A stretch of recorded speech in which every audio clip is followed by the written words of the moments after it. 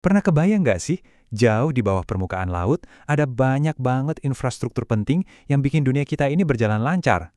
Nah, kadang-kadang infrastruktur itu bisa rusak, dan saat itulah sebuah misi luar biasa harus diluncurkan. Oke, yuk kita bedah ceritanya. Yang Anda lihat ini adalah peta sebuah operasi yang sangat krusial. Jadi, ada jalur kabel listrik bawah laut sepanjang 33 km. Ini ibarat urat nadi energi buat satu wilayah, dan kondisinya udah di ujung tanduk. Kalau sampai kabel ini putus total, wah, ribuan rumah dan bisnis bisa langsung gelap gulita. Makanya, misi untuk menggantinya pun dimulai. Oke, jadi misinya ini ngapain sih sebenarnya? Ini bukan sekedar perbaikan biasa loh. Ini adalah operasi penggantian total kabel laut dari Pabelokan ke Zelda P. Sebuah tugas yang penting banget buat mencegah pemadaman listrik di masa depan. Nah, ini poin pentingnya. Proyek ini lebih dari sekedar nambal yang bocor. Ini adalah upgrade besar-besaran. Tujuannya adalah buat memperkuat seluruh jaringan listrik di kawasan itu, biar aliran listriknya lebih andal dan lebih kuat lagi. Misi segede ini jelas nggak mungkin berhasil tanpa tim yang super jago kan? Yuk kita kenalan sama orang-orang di balik layar. Para ahli yang jadi pusat kendali misi dari semua operasi ini. Ada 4 peran utama di sini. Pertama, tow master. Dialah komandan di laut.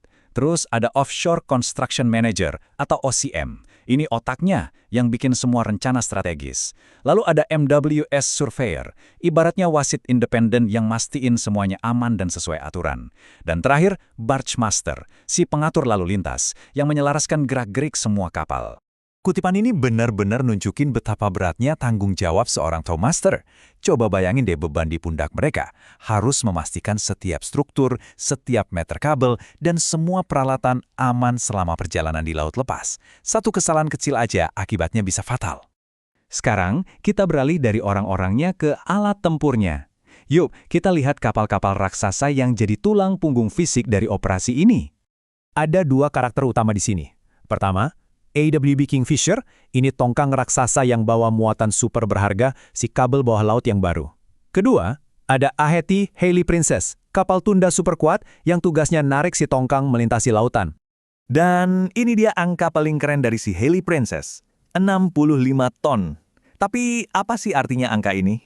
Angka itu namanya Bollard Pull. Gampangnya gini deh, ini tuh ukuran kekuatan tarikan murninya. Ibaratnya, ini adalah otot mentah si kapal tunda buat narik beban seberat Kingfisher sambil ngelawan arus, angin, dan ombak. Nah, grafik ini nunjukin seberapa kali overpower kapal ini. Para insinyur udah ngitung, kekuatan minimal yang dibutuhin buat misi ini tuh 16,75 ton. Sementara, si Hailey Princess punya kapasitas 51,35 ton, hampir 3 kali lipat dari yang dibutuhin. Ini bukan soal pamer kekuatan ya, tapi soal margin of safety. Ini yang membedakan misi rutin dari potensi bencana. Kru udah siap, kapalnya juga udah oke banget. Mungkin Anda mikir mereka udah siap berangkat. Eits, tunggu dulu. Gas gampang itu. Misi yang rumit dan berisiko ini butuh serangkaian pengecekan super ketat sebelum dapat lampu hijau. Sebelum berlayar, ada proses inspeksi akhir yang super ketat. Semua peralatan harus diikat kencang, tongkang harus dipastikan 100% kedap air, semua alat penarik dan navigasi dicek lagi, dan baru setelah itu semua, MWS bakal ngeluarin sertifikat persetujuan resmi. Nggak ada sertifikat, ya nggak ada perjalanan. Sesimpel itu. Mereka bahkan melakukan uji tekanan ke setiap komponen. Lihat deh tali kawat itu, dites sampai 98% dari kapasitas maksimalnya, dan lulus. Setiap pengait, setiap plat, semua diuji biar tidak ada satupun titik lemah. Karena kalau ada satu aja yang gagal, akibatnya bisa jadi bencana.